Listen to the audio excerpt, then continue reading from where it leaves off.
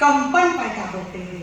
आचार्य भिक्षु के संघर्षों की कहानी हम सभी जानते हैं। आचार्य बटन ऑफ कर। भिक्षु के संघर्ष की कहानी हम सब जानते हैं। तो आइए नए नए कीर्तिमान स्थापित करने वाला मैं संजय को नम्र निवेदन करूंगी, थोड़ी देर माइक के लिए वो यही आ जाए। तेरा पंथ धर्म संघ की आधी दुनिया के भाग्योदय की कहानी का शुभारंभ आज हम करते हैं। महासती सरदारा जी के कर्तृत्व को जानते हुए आप जानते हैं कि तेरा पंथ में इतनी साथियों की सहभागिता है, परंतु चतुर्थ आचार्य श्री जीतमल जी ने विधिवत साध्वी समाज का दायित्व साध्वी सरदारा जी को सौंपा और धर्म संघ की प्रथम साध्वी प्रमुखा की पहचान बनी है सरदारा, महासती सरदारा। आइए कहानी देखने के लिए चलते हैं हम चूरू निवासी धनाट्य से चैत्र रूप जी की कोठी। और देखिए अब दो दोस्त हैं, कुछ आपस में बातें कर रहे हैं। चलो दो दोस्त की बातें सुनते हैं कि दो दोस्त क्या कह रहे हैं। के आज जयेश रुचि ने कुछ कैसे दिखाई दे रहे? मैं भी सोच रहा हूँ आज तो जयेश रुचि बहुत खुश नजर आ रहे हैं। चलो देख के बात पूछते हैं उनको। अरे जयेश जी आज आप कितने खुश दिखाई दे रहे हो? हाँ बात ही खुशी की है। आज मेरे घर बेटी आई है, बेटी लक्ष्मी ने जन्म लिया है। इसमें कौन सी बड़ी बात होगी, सभी के घरों में बेटियां होती है। वो तो सही बात है, पर मेरे घर दो पुत्रों के ऊपर पुत्री का जन्म हुआ है। बहुत ही सौभाग्यशाली हूँ मैं, जिसके यहाँ इतनी सुंदर कन्या ने जन्म लिया है। आज तो मैं पूरे गांव में मिठाइयाँ बांटूंगा। भाई ये तो बहुत खुशी की बात है कि दो पुत्र के बाद एक बेटी हुई है, बहुत खुशी बात। और इस प्रकार सरदारा जी का बचपन लाड़ प्यार से चल रहा है। तो सरदारा जी धीरे धीरे बड़ी हो रही। देखिए क्या हो रहा है।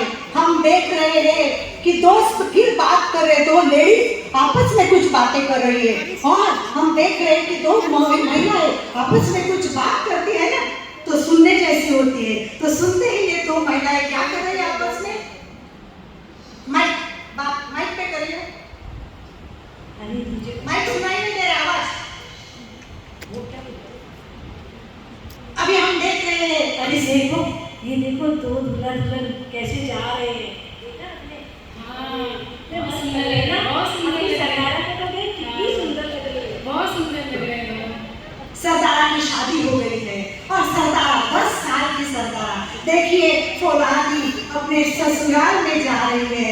अब देखो उसको छोड़ने के लिए पियर के कुछ लोग आए हैं और धीरे धीरे सरदारा खुशी खुशी अपने पति के साथ आ रही है। फौलादी आ रही है, दूल्हा दुल्हन बेटा खुश रहना, अपने बाप का नाम रोशन करना बेटा। दूल्हा दुल्हन दोनों के दोनों दूल्हा दुल्हन फौलादी में आए। वाले उसका स्वागत कर रहे हैं, खुश रोए। पूरे फौलादी गांव में आनंद की लहर और इतनी सुंदर बहू आने का खुशियां सब मना रहे हैं। और देखिए देखिए देखते देखते 4-5 दिन हो गए। अब सरदारा जी का भाई आ रहा है सरदारा जी को लेने के लिए। सरदारा जी का भाई और सरदारा जी अब अपने पियर वापस जा रही है। पहली बार शादी के बाद सरदारा अपने भाई के साथ जाने वाली है। अब निकली है नई दुल्हन, पहली बार अपने भाई अपने बहन को लेके चूरू आ रहा है। खुशियाँ, घर में भी खुशियाँ, चूरू में भी सब इंतजार कर रहे हैं। और हमारी छोटी सी सरदारा बहुत खुश है, उसको अपने पियर को जो आने का मिल गया। अब देखते देखते देखते वो अपने घर में बच्चों जैसे ही खेल रही है, बच्चों जैसे ही रह रही है। उसको तो कुछ पता ही नहीं है मेरी शादी हो गई, मुझे कैसा रहना है। वो तो बस अपने मस्ती में खेल रही है, उसके साथ भी कुछ लोग खेल रहे हैं, बातें कर रहे हैं। और देखिए अरे दोस्त, आज तो मैं बहुत टेंशन में हो गया, बहुत टेंशन हो रहा है। सरदारा को देख क्या हो गया, क्या हो गया। अरे अपनी सुंदर दुल्हन बन के गई और आज ये विधवा के उसमें आ गई हो, बहुत टेंशन हो रहा है। दुनिया वाले क्या सोचेंगे, घर घर में बातें हो रही है। सरदारा पर तो उनके परिवार पर दुखों का पहाड़ टूट पड़ा है। हाँ बहुत, मैं तो बहुत आज इतनी छोटी बिटिया को देख के बहुत टेंशन हो रहा है, बहुत टेंशन।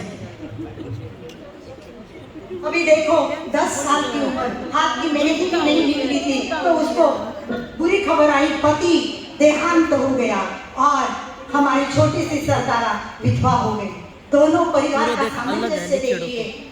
जो विधवा का रूप पहले जमाने में था, विधवा के कपड़े पहनते थे, विधवा को सब कुछ अलग ऐसा ही व्यवहार किया जाता था, परंतु सरदारा बच्चे जैसे ही अपने घर में रह रही है और देखते देखते दिन ब दिन जा रही है, सरदारा बड़ी हो रही है। और सरदारा के पियर का माहौल देखिए, कितनी भाग्यवान है कि यहाँ चूरू में आचार्य रायचंद जी पधारे हैं, आचार्य रायचंद जी पधारे हैं, आचार्य रायचंद जी चूरू में पधारे हैं। और देखिए देखिए चूरू में पूरे परिवार आजू बाजू में बैठ के ध्यान तपस्या, और सरदारा तो बहुत बड़ी हो गई है, सरदारा अब बड़ी हो गई है।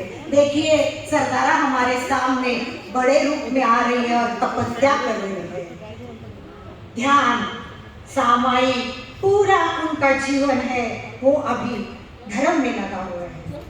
उसके देखते देखते दुखी मन को एक सहारा मिल गया है। ध्यान तब इसमें ही वो रत हो रही है और धीरे धीरे सरदारा जी के मन में कुछ विचार चल रहे हैं। आइए आइए देखते हैं सरदारा क्या सोच रही है, देखते हैं सरदारा क्या सोच रही है।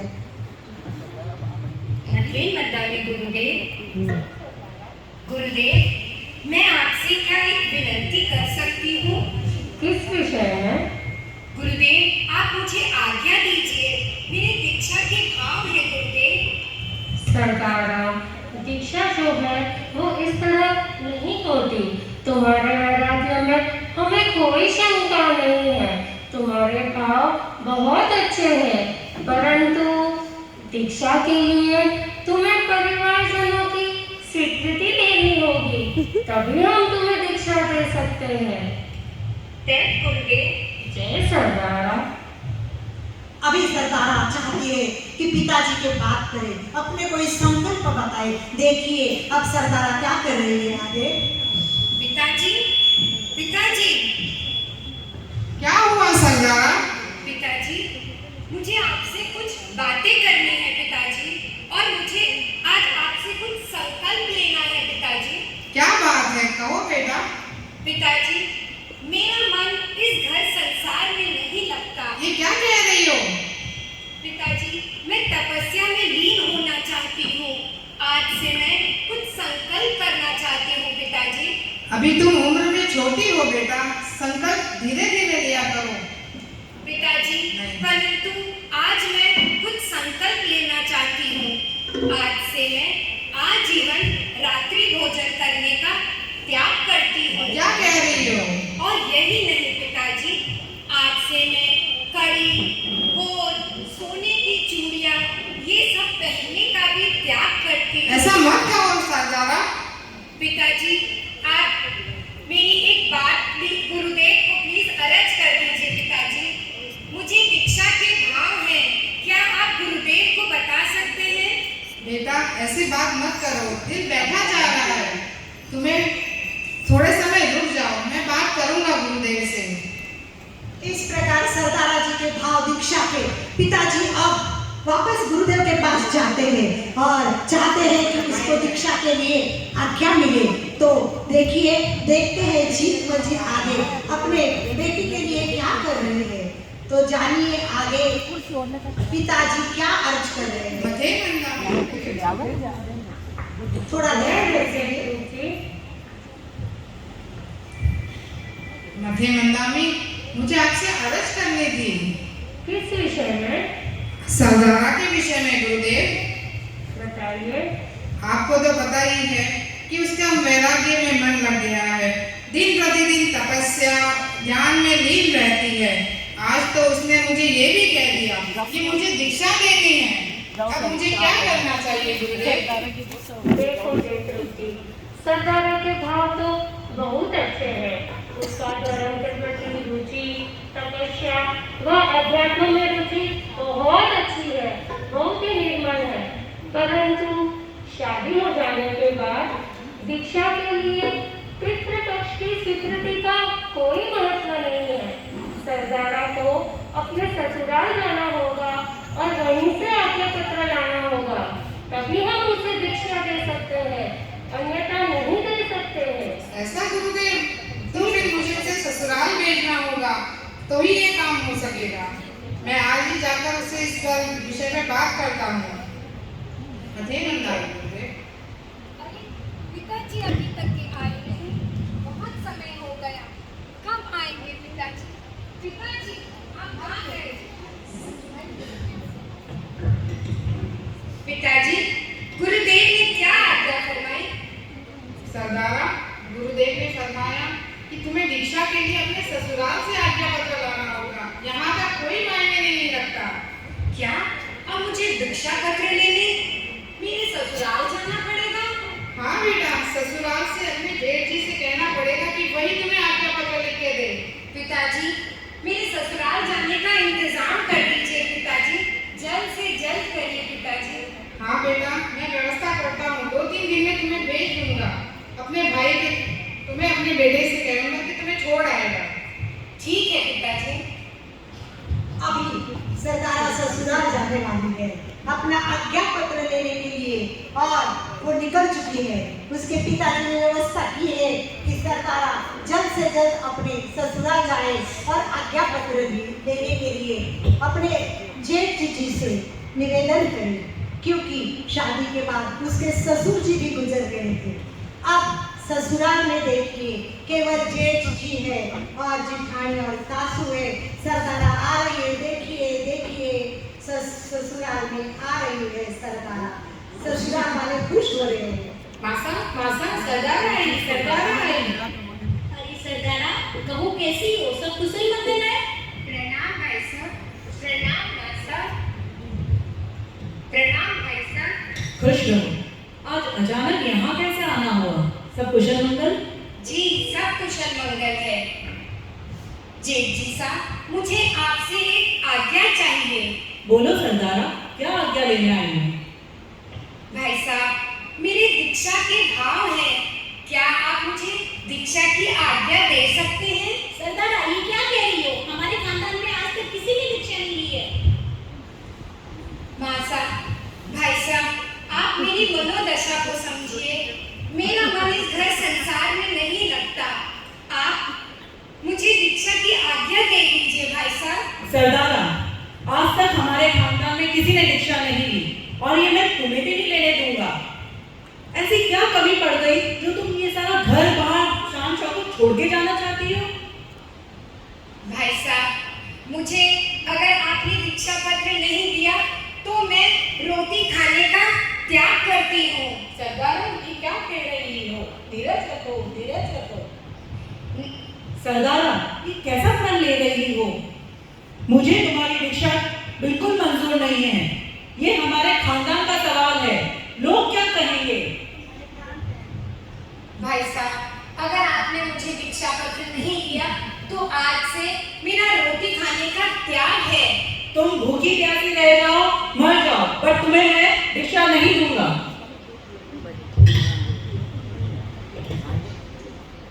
इस प्रकार ससुराल में बड़ा संघर्ष हो रहा है। सरदारा आज्ञा पत्र चाहती है और जेठ से एकदम पक्के, मैं दीक्षा नहीं देने दूंगा, दीक्षा नहीं देने दूंगा।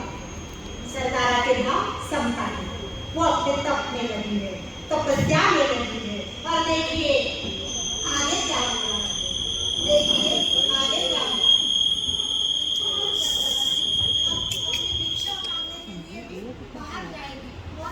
खाएगी तो बाहर से खाना खाएगी, उसने घर का अन्न खाने का भी त्याग किया है। तो अब सरदारा क्या कर रही है? चलिए देखते हैं सरदारा आगे क्या कर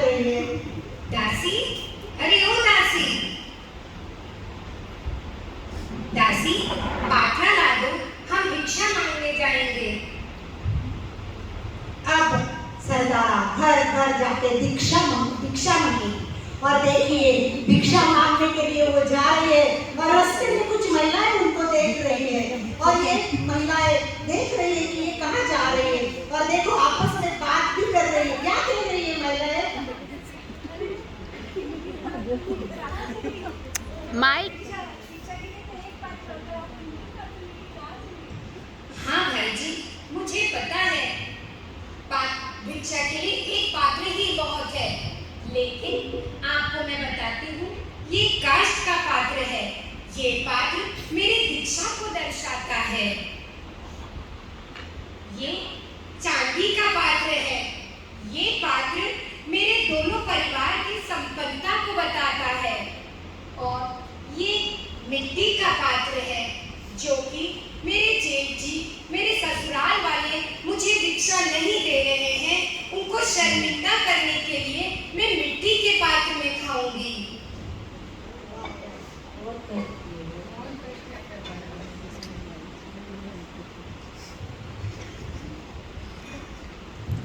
एक्चुअली माइक का आगे वो दोस्त जाके जेठ जी से बात करते हैं और जेठ जी से कुछ कह रहे हैं। देखिए ये दोस्त जो देख रहे थे वो क्या कह रहे हैं? अरे एकरूप जी, आपने देखा सरदारा बाहर भिक्षा मांगने के लिए 3-3 पात्र लेके पूरे गांव में चर्चा हो रही है कि देखो ये भिक्षा मांगने के लिए। क्या ये सही बात है? ठीक अभी है। सरदारा जैसे ही घर पे आएगी देखिए क्या हो जाएगा। अभी जेठ जी बहुत गुस्से में है। देखिए वो वे इंतजार कर रहे कब सरदारा रुको, कि तुम कहाँ गई? तुम्हें मना किया था ना घर से बाहर निकलने को। तुम घर घर जाके भिक्षा मांग रही हो। मना करने के बावजूद तुम घर के बाहर निकली। चलो घर के अंदर। और आज के बाद अगर घर के बाहर निकली तो हमसे बुरा कोई नहीं होगा। चलो। भाई साहब, मेरा ये दृढ़ निश्चय है, अगर आप मुझे भिक्षा का पत्र नहीं देंगे तो आज से मैं चारों आहार का त्याग करती हूँ। तुम आधी अंदर चलो। आज से तुम इस कमरे में बंद रहोगी और जब तक बाहर नहीं निकलोगी तब तक ये प्रण तोड़ दो। द्वारपाल, इस कमरे का ध्यान रखना। अभी सरदारा जी का बाहर जाना बंद, परंतु सरदारा समन्ना से रह रहे हैं, अपनी तपस्या में लीन है और सरदारा अपने ही ध्यान में भीषण गर्मी, चार सामायिक, कभी कभी इतनी ठंडी पड़ रही है, एक ओढ़नी लेके रात रात कायस्त्र का प्रयोग भी कर रही है। चारों आहारों का त्याग है। अब देखते देखते परिवार में जेठानी और सासू जी को बहुत दुख हो रहा है। अब वो उसके पास आके कुछ बात करते हैं। क्या बातें हो रही है जेठानी की और सासू जी की? सरदारा तुम्हारे साता है तपस्या की? सरदार, तुम्हारे तपस्या की साथा है क्या? ना साहब, भाई साहब, अगर मेरे साथा हो ना हो इससे क्या फर्क पड़ता है? मैं तो आपके घर के अन्न जल सबका त्याग कर चुकी हूँ। आपका तो इतना तो घर का अन्न बच गया। देखो सरदार, इस घर में प्रतिदिन 100 व्यक्ति भोजन करते हैं और आप अकेली भूखी बैठी रहती है। इससे मुझे बड़ा दुख होता है, परंतु क्या करूं, मेरा कोई वश नहीं चलता। नहीं तो पता है, बीती रात मैंने आपके जेठ जी से आधी रात तक समझाने का प्रयत्न किया, पर उनका तो एक ही कहना कि हमारे 7 पीढ़ियों तक किसी ने दीक्षा नहीं ली है, किसी ने मांग कर रोटी नहीं खाई है। यदि वो मर भी जाएगी ना तो रोकर रह जाऊंगा, पर आज्ञा हरगिज नहीं दूंगा, हरगिज नहीं दूंगा। ठीक है भाभी साहब, अगर भाई साहब को यही मंजूर है तो मुझे चलेगा, लेकिन मेरा भी दृढ़ निश्चय है, जब तक आप मुझे आज्ञा पत्र नहीं देंगे मैं चारों आहार खाने का त्याग करती हूँ। ये क्या कह रही हो सरदारा? इतना दृढ़ संकल्प? पता है तुम्हें, वह दिन था जब हम साथ में भोजन किया करती थी, और आज तुमने ये अन्न पानी का त्याग करके बुद्धि की ओर बुद्धि खो रही हो। इतना दृढ़ संकल्प सरदारा? आज से मैं भी ये संकल्प करती हूँ कि जब तक ये अन्न पानी नहीं लेगी ना तब तक मेरे भी चारों आर के त्याग है। ये तुम क्या बोल रही हो? तुमने भी त्याग कर दिया और तुमने भी त्याग कर दिया। फिर तो मुझे कुछ सोचना पड़ेगा। जब तक मैं भी चारों आहार का त्याग करती हूँ। देखिए, घर में परिस्थिति ऐसी हो गई है, सबने आहार का, चारों आहार का त्याग कर दिया और अब जेठ जी की मनस्थिति बहुत खराब हो गई। सोच रहे हैं क्या करूं। देखिए क्या सोच रहे हैं जेठ जी। शहर का माहौल देखो और मेरे घर का वातावरण। यहाँ मेरी बीवी ने चारों आहार त्याग दिए और यहाँ मेरी बूढ़ी माँ ने भी चारों आहार त्याग दिए। नहीं नहीं, इस बुढ़ापे में अगर मेरी माँ को कुछ हो गया भूखी प्यासी, इतना बड़ा पाप मैं मेरे संग नहीं ले सकता। कुछ समझ नहीं आ रहा, करूँ तो करूँ क्या। और वहाँ वो सरदारा की स्थिति दिन पर दिन बिगड़ती जा रही है। कोई उपाय भी तो नजर नहीं आ रहा। बहुत सोच रहा हूँ, कुछ समझ के बाहर है। लगता है अब तो मुझे सरदारा को आज्ञा पत्र लिखकर देना ही पड़ेगा, तभी ये सारे कलेश खत्म होंगे। आज्ञा पत्र लिख ही देता हूँ।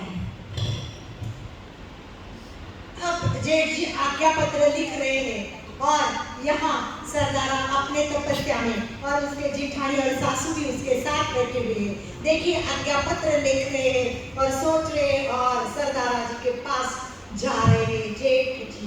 देखिए आगे क्या होगा। सरदारा, सरदारा, प्रणाम भाई साहब। खुश रहो, तुम्हारे लिए खुशखबरी लाया हूँ। जी भाई साहब। मैं तुम्हें दीक्षा की अनुमति दे रहा हूँ। अरे आप मुझे दीक्षा की अनुमति दे रहे हैं? हाँ सरदारा, तुम्हारे परिवार, तुम्हारे पियर के मना होने के बावजूद भी तुम्हारे लिए ये आज्ञा पत्र लिखा है। पर सरदारा, ये आज्ञा पत्र अभी मैं तुम्हारे हाथ नहीं सौंपूंगा।